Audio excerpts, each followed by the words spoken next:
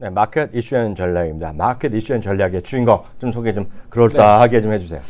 지금 청주대에서 강의를 하고 계시고, 네. 그리고 이제 최근에 뉴스에 가끔씩 나오시고, 가끔씩 나오시죠? 뉴스에 나와? 뉴스에 가끔 나오시더라고요. 그래요? 잘 이렇게 종목 뉴스를 보면은 가끔 이제 유호성 교수 이름이 나옵니다. 진짜로? 네네. 필명으로? 필명으로 손대상. 손대상으로? 네, 손대상이니까 네. 손대상 나오면 유호성이구나 이렇게 알아보시면 됩니다. 진짜로? 자, 유호성 교수님 모시겠습니다. 예, 안녕하세요. 안녕하십니까? 네, 어떻게 지내셨어요? 네, 소개가 전혀 그럴싸하지가 않아요. 그럴싸하지가 않았어요. 제 화면 한번 잡아주세요. 진짜 네. 나오네. 네, 나옵니다. 나오죠. 제 화면 잡아주세요. 진짜 나오네. 손대상이라고 네네. 치니까 이데일리 온? 호프 전략시황? 네네. 그런 거 하고 있고요. 네. 근데 이데일리에서도 뭐 종목 대결 이런 거 한다며? 모의 투자. 모의 투자. 거기서 1등 했다며? 네. 나름 자기네끼리 5명 중에서 하는 거. 7명. 7명 중에 1등이야? 지금은 좀 밀렸어요. 3월은 1등 유지하다가 지금은 좀 밀렸는데. 3월에 그러니까 달달이에요. 3월에 1등 달달이? 했어? 네, 거의. 요번에는 2등으로 내가 예측 들어간다. 왜냐면 2등. 우리 방송 나면 한 번 1등하고 네. 조금씩 내려가. 내려가. 나 그러나요? 그래요. 큰일 났네. 진짜 징크스가 했어요? 있어, 징크스가. 2등 했어요. 그러니까 막판에 1등을 계속 하다가. 다음 주에는 그 증명으로 컷 갖고 와. 저 또 있죠. 증명으로 보여줘. 알겠습니다. 우리는 안 믿어 그런 거. 오늘 어떤 거 준비했어요? 근데? 오늘은 LCC요. LCC. LCC? 네. KCC가 아니라 LCC? 이게 혹시 내가 아는 LCC 말하는 거야? 개그라고 하신 것 같은데. 아니 LCC를 아는 사람이 별로 없는데? 전문용어로 없죠. 이제 아재 개그라고 하죠. 그렇죠. 아직 네. 진짜 내가 말하는 그 저비용항공 그 LCC예요? 예. 그쵸. 오, LCC 가. 역시 교수님이 다르네. 그거 아는 사람이 별로 없는데. 로코스트 캐리어. 로커스트 캐리어. 네. 그래서 이제 음. 요즘 들어서 네. 다윗이 골리앗을 이겼다라는 신화가 있잖아요. 네. 네. 요즘 들어서 이제 저가 항공사가 대형 항공사를 작년에 역전을 좀 하는 모습을 보여주었거든요. 네. 최근에 들어서 주가가 제가 되게 관심 있게 보고 있던 종목이 하나가 있는데 네. 그게 미친 듯이 날아가고 이거는 다시 봐야 된다. 뭐야? 티웨이 홀딩스라고. 티웨이 홀딩스. TV를 네. 통해서 미친 듯이 날아가요, 그게? 미친 듯이 날아갔거든요. 요즘에 엄청 좋습니다. 진짜 올랐네. 네. 실적이 좋아. 근데 이거는 취소. 증거는 100%짜리. 그래요? 아, 그래요? 오케이. 근데 이제 대형 항공사 같은 경우는 상승을 하다가 비행기가 못 떴어요. 주가도 못 뜨고. 네, 그렇죠. 근데 이제 저가 항공은 비행기가 날아가더라고요. 주가도 좀 그런 모습을 보여주고 그래갖고 이번에도 그 작년 대비 네. 작년 동기 대비죠. 작년 동기에는 뭐 4월달에 메르스 여파가 좀 있었는데 어떻게 됐든 그 대비해서 50% 성장을 했다라는 얘기가 나오고 있을 만큼 이제 다시 한번 비행기가 고공행진을 하지 않을까라는 생각을 갖고 있어갖고요. 얘기를 네. 좀 해보도록 하겠습니다. 네. 보잉 쪽에서 2015년부터 2020년 이후까지예요. 수송량 전망을 보게 되면 아시아 쪽에 연 20%가 넘는 성장이 있을 것이다라는 발표가 있었고요. 네. 그다음에 유럽이라든가 북미 이런 쪽으로 이슈가 계속 있었던 상황이었습니다. 그만큼 뭐 성장성이 계속적으로 두드러지고 있다라는 부분을 좀 언급을 해드리고 싶은데 네. 사실 이 부분은 그 저가항공은요 국내보다는 유럽과 미국 쪽에서 먼저 진행이 됐죠. 그렇죠. 근데 지금 같은 경우는 이제 너무 많은 LCC 항공사가 형성이 되다 보니까 합치고 그다음에 뭐 인수되고 그런 모습을 좀 보여주고 있고요. 아시아 쪽으로 보게 되면 일단은 네. 섬에 관련된 회사들이 일단은 합병이 좀 되는 그런 모습을 좀 보여주고 있습니다. 그래서 네. 거기부터 파생됐었는데 이번에도 역시 그 하나가 더 나오잖아요. 네. LCC가 이제 서울에어라고 해갖고 네. 아시아나 자회사 두 번째 자회사 LCC 항공사가 나오게 되는데 그러니까요. 일반적으로 대형 항공사에서 그 전에 기존의 그 장거리와 단거리를 모두 했었다라고 한다면 요즘에는 자회사를 두고 단거리는 노선 넘겨주는 그런 형국이 되고 있거든요. 네. 그리고 이제 뭐 그러다 보니까 장거리 쪽으로 진출을 하고 있는 상황인데 단거리 쪽이 이제 LCC도 또 참여를 하고 있다라는 얘기가 있어갖고요. 네. 과연 대형보다는 중소형이 낫지 않을까, 저가 항공이 낫지 않을까라는 생각 가지고 있습니다. 자, 아시아 쪽으로 보게 되면은 그동안 개인적으로 이제 뭐 프로펠러를 달고 단거리 노선으로 진행이 많이 됐었는데 그 다음부터 진행을 하면서 해외에서도 역시 투자를 하게 되는 거예요. 그래서 중국 쪽만 보면은 연 한 9% 성장이 있을 것이다라는 얘기가 있는데 뭐 해외 쪽에서는 이제 중국 쪽으로 진출을 못하다 보니까 합자 회사를 계속적으로 설립하려고 하는 모습이 드러나고 있습니다. 그래서 아나 같은 경우도 지금 뭐 바닐라 항공, 피치 항공 이렇게 대표적인 항공사죠. 대표적인 항공사로서 합병을 하고 저가 항공을 유치를 했고요. 우리나라에서도 벌써 5개의 올 한 해 하나가 더 추가가 되면 총 6개의 LCC 항공이 생긴다라고 보시면 좋을 것 같고요. 그다음에 영국계도 아시아 쪽으로 진출하려고 하는 모습을 좀 계속 보여주고 있다라는 점이 일단 아시아 시장의 성장률이 확실하게 좀 더 있을 가능성이 있다라는 부분을 좀 얘기를 해드리고 싶습니다. 네. 자, 그래서 결국은 항공업계에서 2개로 나눠지는 거죠. 원래는 항공 그 운송을 보게 되면 2가지로 나눠요. 네. 여객과 함께 물류. 이 2개로 나눠지게 되는데 그렇죠. 일반적으로 물류 같은 경우는 이제 뭐 비싼 제품이 물류로 많이 나가죠. 네. 근데 이제 스마트폰이 대표적이고 반도체가 대표적인 건데 아직까지는 그런 부분으로 물류가 확대가 될 가능성보다는 여객기 쪽으로 일단은 LCC와 대형 항공사를 비교를 하다 보니까 여객기 쪽으로 네. 비교를 해보게 되면요. 작년 10월을 기점으로 LCC가 대형 항공사를 이겼습니다. 네. 점유율이 54% 정도. 정확히 53.8% 정도를 뛰어넘게 되면서 네. 올 한 해 지금 뭐 작년 대비 50% 이상 여객 수송이 늘어났다라고 한다면 올해 같은 경우는 이 격차가 더 벌어질 가능성이 있다라는 부분을 좀 얘기를 해드리고 싶고요. 네. 그 다음에 진에어의 경우는 그 미국까지 하와이까지 지금 장거리 노선이 진행이 되고 있거든요. 그렇다라고 한다면 국제 노선을 과연 어떻게 지금 수준을 봐야 되는지를 확인해 보게 되면 여전히 뭐 대형 항공사에 대한 수요가 굉장히 높다라고 볼 수가 있을 것 같은데 외국계는 좀 떨어졌습니다. 근데 대형도 역시 떨어지면서 그게 LCC 저가 항공이 저비용 항공사가 치고 올라간다라는 부분을 좀 얘기를 해드리고 싶어요. 네. 그러다 보니까 이런 이슈가 전체적으로 좀 맞물리고 있다. 거기에다가 올해 그 연장 3일, 토, 일, 월 이렇게 쉬는 기간이 앞으로도 한 2-3번 더 있거든요. 그래요? 네. 그렇다라고 한다면 이 퍼센테이지 그러니까 뭐 마켓시어 같은 경우 더 늘어날 가능성이 있다라는 부분을 좀 얘기를 해드리고 싶습니다. 네. 자, 역시 LCC의 가장 큰 이슈는 가격 측면이겠죠. 네. 올 초에 제주도에서 LCC와 대형 항공사 서비스 질에 대한 얘기를 했었는데 네. 역시 뭐 대형 항공사의 서비스 질이 네. 훨씬 뭐 좋다라는 얘기가 있겠지만 결국은 LCC 같은 경우는 결국은 가격이죠. 네. 그래서 대형 항공사의 맥시멈 80%까지 뭐 할인한다라는 부분을 좀 언급을 해드리고 싶고요. 뭐 최소 50에서 80%라고 한다면 네. 뭐 우리가 충분히 이용하기에도 부담스럽지 않은 부분이다라고 볼 수가 있을 것 같습니다. 근데 다만 요즘 같은 경우는 이제 뭐 비행기 값만 비교를 해보게 되면 확실히 싸다라는 얘기가 좀 있는데 그 네. 외에 어떤 서비스 측면으로 보게 되면은요, 네. 확실히 대형 쪽이 더 우세하죠. 네, 그렇죠. 왜냐면은 이제 뭐 추가 비용을 내는 그런 모습을 보여주고 있기 때문에. 그런데 이제 작년에인가 올 초에 그게 있었거든요. 대형 항공기와 LCC의 서비스 비교를 했는데 LCC, 그러니까 저비용 항공이 1등을 했어요. 서비스 질뿐만이 아니라 어떤 편의성까지 체크를 하는 부분이었는데 가격을 중심으로 계산한 거 아닌가?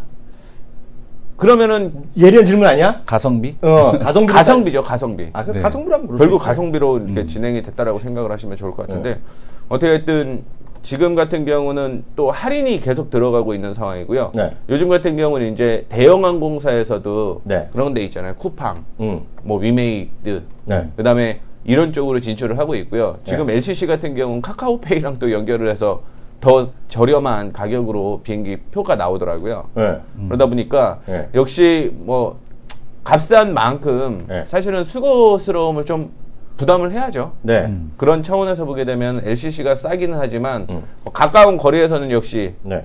뭐 LCC 충분히 메리트가 있다라고 보시면 좋을 것 같습니다.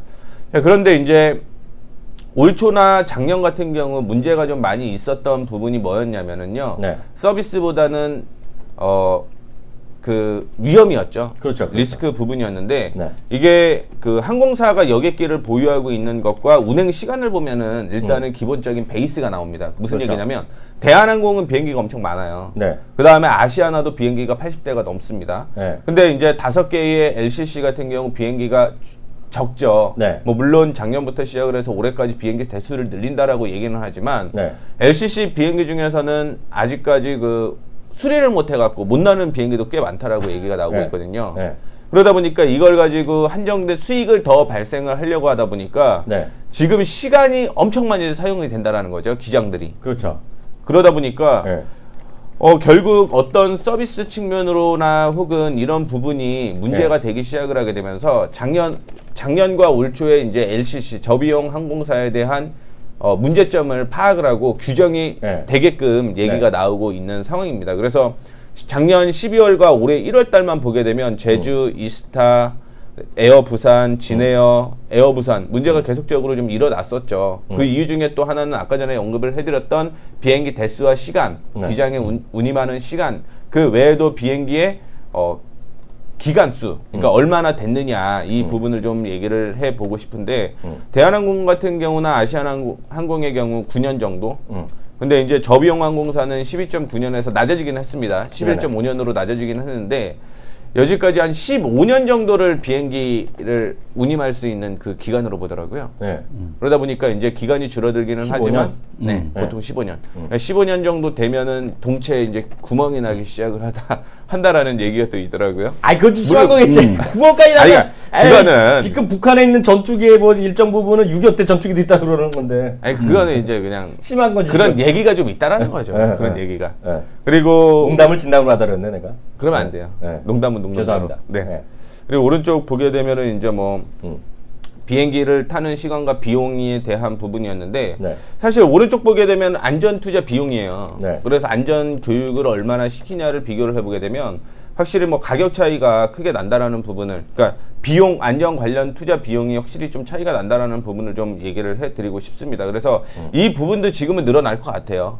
늘어날 것 같으니까 뭐 제가 뭐 LCC를 타고 다녀라, 못 타고 다녀라, 타지 말라 이런 얘기는 아니고요. 그냥 이런 이슈가 있고 초이스를 하시는 거죠. 그렇죠, 그렇죠. 네, 초이스를 하시는 차원에서 LCC 주가가 요즘에 올라가고 있고 그다음에 6월 달쯤에 LCC 항공사가 하나 더 생기기 때문에 미리 좀 이런 부분에 대해서 관심을 좀 가지셔라. 그리고 요즘 같은 경우는 또 많이 놀러 다니시더라고요. 그러다 보니까 이런 부분에 대해서 LCC에 대해서 얘기를 해드렸습니다. 이 교수는 어떻게 봐요, LCC? LCC 일단 티웨이 홀딩스에 대한 쪽은 실적 개선을 바탕으로 해서 뭐 그 얘기들이 그럼 100%니까 넘어가고. 근데 뭐냐면은 어쨌든 간에 이 유가 하락에 대한 부분을 실적으로 좀 나올 수 있는 쪽들 그런 쪽이 될 수 있을 거라고 봐요. 국민연금도 지금 뭐 그 대한항공 지분을 좀 늘렸다 이런 얘기가 나오고 있거든요. 그러니까 올해 실적 개선에 대한 기대감 이런 것들이 항공업계에는 존재하고 있는 것 같습니다. 그래서 한 번 정도 또 한 번 그러니까 이게 뭐 추세를 크게 만들지 못하는데 대한항공 같은 경우도 보게 되면 이게 박스에서 내려가면은 또 이렇게 또 한 번씩 올라오거든요. 그렇죠. 박스인데 아래로 기울기는 박스인데 위로 기우냐 이거죠. 그러니까 오늘도 보게 되면 위로 올라가는 박스가 나오나? 예. 그 오늘도 지금 완전 하향에서 조금 누워 있죠 지금이, 그죠? 맞죠? 예, 파라다이스 같은 경우도 오늘 올라오잖아요. 그러니까 그런 이제 그 못난이 기업들 그런 것들이 한 번씩은 또 이제 올라올 수 있는 때가 되지 않았나라고 보여집니다. 저는 나름 인정하잖아요. 네. 제가 비행기는 좀 알잖냐. 네네. 인정하죠. 비행기는 인정해야 돼. 네. 편의성 이런 거 다 그 개인적인 취향이잖아요. 네. 저는 비싼 걸 안 타요. 그냥 최저가를 사요. 근데 가까운 거리는 아무 상관이 없죠. 그렇죠. 근데 조금 좀 멀리 가면 이게 왜냐하면 5시간 이상 가는 거가 그래서 뭐 737 이상 막 이제 보여드렸잖아요. 이제 가기 시작했거든요. 저비용 항공이 이제 저비용 항공 곧 미국도 본토도 갈 수 있어요. 안 갈 뿐이요. 하와이 간다는 건 본토 간다는 얘기거든요. 그런 게 있어요. 근데 있는데 하여튼 좀 지금 판단을 하기 나름이죠. 나는 좁고 이런 거 괜찮다. 그리고 저는 이래요. 왜냐하면 그것 때문에 다른 것까지 내려가는 효과예요. 예를 들어서 그 서울에서 저기 하와이를 50만 원에 찍으니까 아시아나도 보여드렸잖아요. 아시아나도 50만 원에 가는 거예요. 대한항공도 60만 원에 가는 거고. 그러니까 하와이 항공도 뭐 60만 원에 가고 이런 거거든요. 전반적으로 끌어내리는 효과가 있다. 그러면 그 다음에 또 마지막까지 줄어들면 이거 뭐 자리 조금은 좋은 거 하면 뭐 10만 원 더 내라 그러고 비행기는 정말 이렇게 가고 좁혀서 가고 막 이러니까 뭐 할 수가 있어요. 근데 하여튼 가까운 거리 뭐 제주도 가는데 뭔 상관이겠어요. 일본 1시간 가는데 뭔 상관이겠어요. 중국 2시간 가는데 뭔 상관이 있어요 라고 말을 할 수 있으나 제가 개인 성향이죠. 야 그것도 중국 가는데 이것도 싫고 좀 이런 게 설계가 되는데 야 나는 그것도 싫어, 번잡한 거 싫어, 나는 300만 원 내고 비즈니스 탈래 이런 사람 있잖아. 다 제각각이야. 다만 제가 말씀드린 거는 제각각이라서 저 선호도를 제가 누구 강요할 필요 없고 저는 어저께도 한참 친구랑 얘기했는데 자기가 입맛에 맞는 걸 먹는 걸 갖고 안 먹는 걸 갖고 뭐라고 하는 건 전 싫어요. 다 취향이잖아. 다만 제가 말씀드린 것은 여객 수요는 항상 사상체육과를 기록하고 있으나 앞으로도 5년 전 세계 항공수는 계속 늘어나는데 이런 저비항공이 생기고 말씀드렸다시피 U가 붙잖아요. 네. 울트라 막 나오는 시대이기 때문에 이게 전반적인 끌어내리는 효과가 있다. 물론 그 중에서도 또 M&A하거나 또 커지겠죠. 전 대한민국에 많다고 보고 있거든요. 예? 왜냐하면 아시아만 해도 60개요 저비항공사가. 근데 그런 건 있죠. 제가 말씀드렸잖아요. 베트남을 자주 가게 된 건가 비아젠가 그 걔네가 생기면서 값이 막 반토막 된 거거든요. 그러니까 아무리 하더라도 대한항공이 고급 서비스를 한다 그래도 어떻게 7, 80만 원 어떻게 받아? 솔직히 그러니까 떨어뜨리는 효과거든요. 그래서 그런 거는 아마 시청자분들이 알아서 생각하시면 되겠다. 심지어 베트남 항공 있죠. 베트남의 국적사. 네. 국적사도 가격이 그 안에 국내에서도 가격 내리고 있어요. 요새. 내가 그런 것까지 보는 사람이야. 예? 그리고 일부는 뛰어갖고 잘 안 되는 거 민영가지고 막 그래요. 베트남. 요새 막 한 뉴스예요. 베트남 뉴스가. 제가 어떻게 보냐면 제가 베트남 한인신문 자주 봐요. 요새. 진짜로. 글 쓰는 게 있어갖고. 그래서 제가 아는 얘기는 그런 얘기는 그게 거짓말을 잘 안 합니다. 제가 그런 것들은. 그래서 믿으셔도 되겠습니다. 다음 주제 한번 보죠. 네, ETF에 대한 얘기를 잠깐 해드릴까? ETF? 사실은 ETF 내가 좋아하는데? 그쵸. 요즘에 저도 그래서 관심이. 그러니까 사실은 그게 나랑 아니라 같은 관심을 가지면 안 되지. 그게 아니라 요즘에 주식시장 보면은 사실은 많이 불안하더라고요. 그리고 요즘에 이슈가 또 나오는 게 중위험 중수익 이슈도 많이 나오고. 중위험이 뭐야? 그러니까 리스크가 적다라는. 중간위험. 그쵸. 나는 갑자기 귀에 중위험이 나오나 했네. 나는 그래서 과연 중위험이 존재하는가 그런 생각도 들어요. 중위험이 뭐 있어 주식에. 그러니까 뭐하림 도지. 네. 삼성 SDS 빠지는 거 봐. 삼성물산 봐. 예. 그렇게 얘기하면 할 말은 없죠. 그러니까. 네. 그래서 이제 ETF가 중위험 중수익이 아닐까라는 생각을 좀 가지고 있고요. 네. 요즘에 그 국민재산 증식 프로젝트가 정부에서 진행을 하고 있다라는 얘기 처음 들어봤습니다. 뭐 그런 얘기가 있는데 거기 최대 수혜주가 ETF가 될 것이다. 월급이나 달라 그래. 누구한테요? 월급이나 올려달라 그래. 그런 소리 하지 말고. 그거 말하는 정부 누구 있으면. 저는 월급을 안 받으니까요. 그렇죠, 교수님. 네. 우린 다 3인방, 프리랜서 3인방이야. 네. 그렇죠. 방송인에도 프리랜서 3인방으로 가자. 알겠습니다. 네. 그래서 이번에 IFA라든가 독립투자자문업, 그 다음에 ISA, 그 다음에 로봇 어드바이저를 정부에서 적극적으로 좀 추진을 하고 있는데, 사실상 여기에서 수혜주가 뭐가 될 것인가, 뭐 IFA인가, ISA인가, 뭐 이런 얘기가 엄청 많은데, 결국 ETF가 수혜주가 될 것이다라는 얘기를 하더라고요. 네. 그게 왜 그러냐면, 어떻게 했든 수수료를 취하죠. 그런데 불구하고, 주식이나 이런 부분으로 보게 되면 수수료를 더 취한다라는 부분이 있어요. 그래서 최소한의 그 수익을 줄이기 위해서 기본적으로 ETF 상품이 깔릴 수밖에 없다라는 얘기가 계속적으로 나오고 있는 상황이고요. 우리가 그 ETF를 아시는 분들은 좀 아시겠죠. 아시는 분들은 아실 거라고 보고 있는데 기본적으로 펀드입니다. 펀드인데 이 펀드를 사고 팔 수 있다라는 거죠. 그런 혜택을 좀 갖고 있다라는 부분을 좀 얘기를 해드리고 싶고요. 운용 주체가 이제 4군데가 있어요. 원래는 대표적으로 3군데 정도 있거든요. 코덱스가 삼성 자산운용, 타이거가 미래에셋 자산운용, 킨덱스가 한국투자신탁운용인데 요즘에는 또 코세프가 뜨더라고요. 이게 이제 키움 자산운용. 키움? 네. 원래는 우리였는데. 물건이 뭐라고 코셉? 코세프. 그러니까 내가 막 LG에 사던 건데 인수하고 그래갖고 그게 바뀌었네. 우리 자산에서 했다가 그게 또 내가 예전부터 그걸 좋아했어. 거래 안 되지만 키움이 되니까 이제 그게 이것이 갑이지 갑. 거래도 잘 돼? 보통 얘기하는 게 이제 딱 3군데에 조금 더 강조해드려. 자산 운용만 자기 월급 올려받으시면 더 강조해드려. 딱 코세프가. 코세프는 어디 거? 키움 자산운용. 오케이. 딱 제가 적어왔죠. 찾아갖고. 키움 자산운용을. 원래는 막 글 쓰실 때도 키움 자산운용 꼭 써드려. 빨간색으로. 빨간색으로. 네, 알겠습니다. 네, 정신이 없어갖고. 그래서 이제 그 다음을 보게 되면 장점은 일단은 뭐 제일 중요한 거는 비용이 세금이 줄어든다라는 부분을 좀 얘기를 해드리고 싶고요. 그렇죠. 자동차 하나 현대 살까 기아 살까 고민할 거 없습니다. 자동차나 그룹으로 ETF로 사면 되죠. 그렇죠. 그러다 보니까 내가 비용이 적더라도 충분히 어떤 종목을 우량한 종목을 매수를 할 수 있다. 가령 삼성 그 전자를 100만 원이 넘는 걸 단돈 10만 원에 살 수 있죠. 삼성 그룹 자체를. 그게 장점이에요. 가장 큰 장점이. 그렇죠. 그리고 펀드 매매하는 데 있어서 네. 펀드 같은 경우는 일정 지점에서 혹은 일정 증권사에서 이렇게 보통 하게 되는데 뭐 거의 모든 증권사에서 ETF를 매매를 할 수 있다라는 장점도 있고요. 그게 일단은 제일 중요한 것 같고 요즘에 상품이 투자가 또 다양하게 늘어나고 있다라는 점을 좀 얘기를 해드리고 싶습니다. 그래서 요즘에는 또 일본 자체를 또 사는 펀드도 많이 생겼고요. 아마 5월인가 6월 달에 베트남 펀드가 나온다라고 얘기를 하더라고요.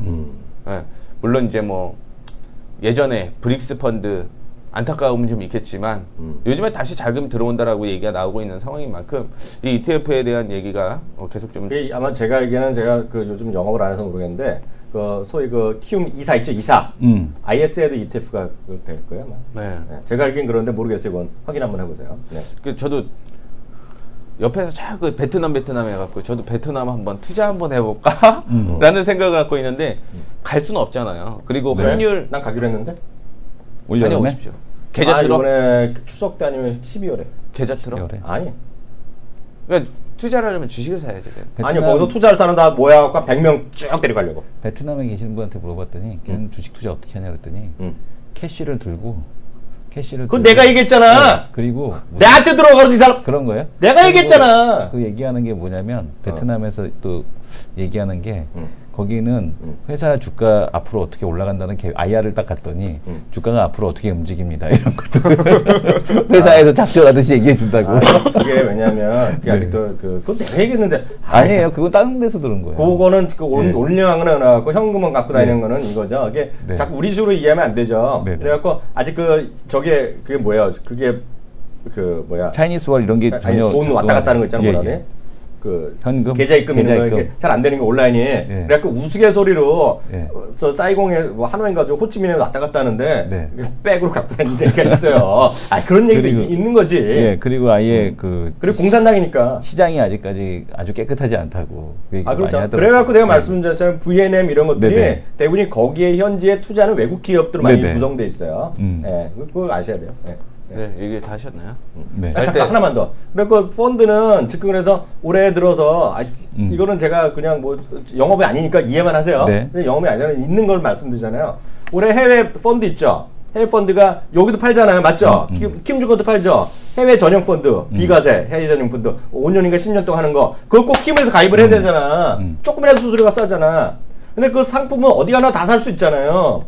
그때 혹시 권유자 할 때 보면 저는 아니니까 여기 높으신 혹시 권유자 없다 그러면 여기 알아봐갖고요. 키워드림에 팀장님이 계시거든. 팀장님 성함 알아? 자기? 팀장님 성함 권유자 좀 넣어드려야 돼. 그래요? 당연히 그런 거 증권회사 그런 게 좋지. 근데 저는 그런 건 모르겠는데 상품은 찍어드리잖아요. 올해 들어서 제일 많이 팔리는 해외 펀드가요. 한국 자산운용에서 운영하는 베트남 펀드가 1등이에요 지금. 그게 5월인가 6월 달에 나온다라고 얘기해요. 아니, 그건 ETF 얘기고, 펀드는 이미 팔려요. 그래서, 그게 있어요. 그래서, 거기에 이런 자산운용에 컨설팅 해주는 친구가, 윤항진 팀장이 거기 많이 컨설팅 해줘요. 아직 안 한 친구예요. 그래서. 어쨌든 100명 데리고 모시고 하실 때는 LCC 항공으로. 단점은 이제 거래량이 작은 거는 또 파산이 없어지죠. 그러다 보니까 단점은 거래량이 적은 펀드는 좀 빠져시는 게 좋을 것 같고요. 매매도 잦으면 수수료 나간다라는 부분도 얘기를 좀 해드리도록 하겠습니다. 그래서 뭐 기본적으로 금융상품 비교를 해보게 되면 주식이 갖고 있는 투명성이나 유동성을 갖고 있다라는 거, ETF 갖고 있다라는 거 참고해 주시면 좋을 것 같고, 법적 성격은 집합 투자 증권, 즉 인덱스 펀드의 성격을 갖고 있다라는 거 참고를 해주시면 좋을 것 같고요. 분산 투자는 주식은 안 되지만 인덱스 펀드나 펀드의 장점을 갖고 있는 ETF도 역시 가능하다라는 점을 좀 얘기를 해드리고 싶습니다. 시간이 부족해갖고 계속 하셔도 돼요. 우리 교수님은. 그런가요? 내용이 너무 좋아.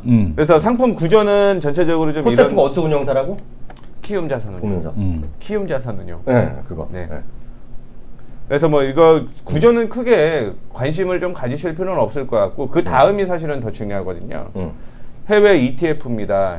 2000주 시장, 200주 시장 이런 얘기를 하고 있거든요. 그러니까 해외 쪽에서는 자산이 달라요. 우리가 한 10배 정도라고 하면 거기는 100배, 200배 이 정도 된다라고 보시면 좋을 것 같고, 4년 만에 10조에서 20조까지 늘어났습니다. ETF 시장이. 그리고 해외에서는 개수로 보게 되면 7,000개 정도의 네. 그 펀드 ETF의 종류가 있다라는 얘기죠. 그렇죠. 네. 그러다 보니까 확실히 내가 어떤 종목을 선택을 하는 것도 네. 머리 아프실 수 있겠지만 네. ETF도 머리는 아플 수 있습니다. 네. 그렇죠? 이 부분은 단점이에요. 이 부분 단점이고 네. 세계적으로 이제 글로벌 ETF 국가별 운영 규모를 보게 되면 역시 미국이죠. 미국 네. 쪽에서 2조가 넘는 이거 네. 달러입니다. 참고로 네. 2조 달러죠. 참고로 생각해 주시면 좋을 것 같고 우리나라 같은 경우도 182억 달러니까 한 20조가 작년에 넘었습니다. 그래서 이제 10번째 안으로 작년에 들어왔거든요. ETF 시장으로. 네네. 그 중에서는 이제 뭐 블록, 에어세이, 그 다음에 뱅가드, 그 다음에 스테이트, 스트리트 이쪽이 대부분 좀 많이 차지하고 있는데 사실 블랙록이 대표적으로 ETF 쪽으로 되게 유명하더라고요. 아, 블랙락이랑 뱅가드 이런 형들이 꽉 잡고 있지. 네, 거의 뭐 다 갖고 있으니까 맞아요. 참고해 주시면 좋을 것 같고요. 큰형님이죠. 완전 큰형. 말씀을 해드렸듯이 우리나라 4년 만에 10조에서 20조 됐습니다. 그만큼 커지고 있다라는 부분을 좀 얘기를 해드리고 싶고요.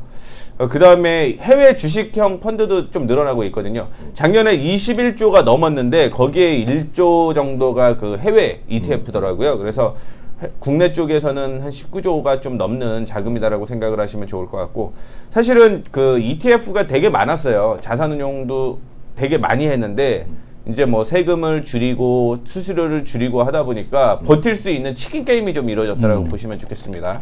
거기서 이제 도태된 기업들 같은 경우는 이제 ETF 상품을 운영을 안 하고 있는 그런 상황인데 그래서 앞으로 이제 1등으로 내려가서 어디라고? 키움 자산은 그렇죠.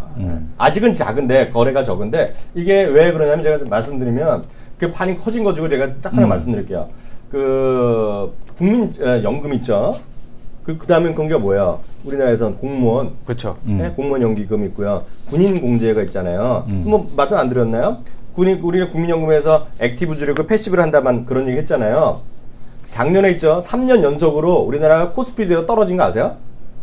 국민연금의 주식 부분의 수익률이 코스피보다 떨어졌어요. 근데 재미나는 거가 군인 공제랑 공무원 연금은 늘어났어요. 걔네 3년 연속 이겼어요. 그러니까 국민연금에 못한 거야. 그래서 찾아보니까 그래서 이번에 바뀐 거가 그래서 패시브 한다는 게 패시브 펀드라는 게 지수 맞춰서 하는 게 아니라 ETF 한다는 얘기예요. 쉽게 보시면 군인 공제랑 공무원 연금이 2년 전부터 ETF를 해갖고 ETF 비중이 한 12% 정도 돼요. 그래갖고 올해 국민연금이 5% 늘리라는 하겠다는 거 처음으로. 그래서 ETF가 커진다는 거예요. 그래서 그걸 좀 이해를 하셔야 돼요, 급판을. 그래서 코스프나 이런 것들이 코덱스보다 훨씬 거래가 잘 되잖아요. 삼성에서 운영하는 거. 이래인가 그런 것들이 있어갖고 여기서 훌륭하신 경영자께서 그런 거 인수하신 거 아시겠느냐는 거죠. 그래서 그게 커질 수밖에 없어요. 분명합니다. 네. 다만 일단은 아직까지 규제가 좀 있다라는 부분을 그렇죠, 좀 얘기를 그렇죠. 해드리고 싶고 이 규제가 풀어지게 되면 우리나라에서도 역시 ETF 상품 종류가 더 다양화될 거예요. 지금 뭐 198개에서 200개 정도 된다라고 맞아요, 얘기를 맞아요. 하고 있는데 네. 이 범위가 넓어지게 되면 어떻게 보면은 자동차가 괜찮다라고 하면 현대기아를 고를까 하는 게 아니라 자체를 그냥 다 사버리면 된다라는 차원으로서 생각해 보시면 좋을 것 같고요.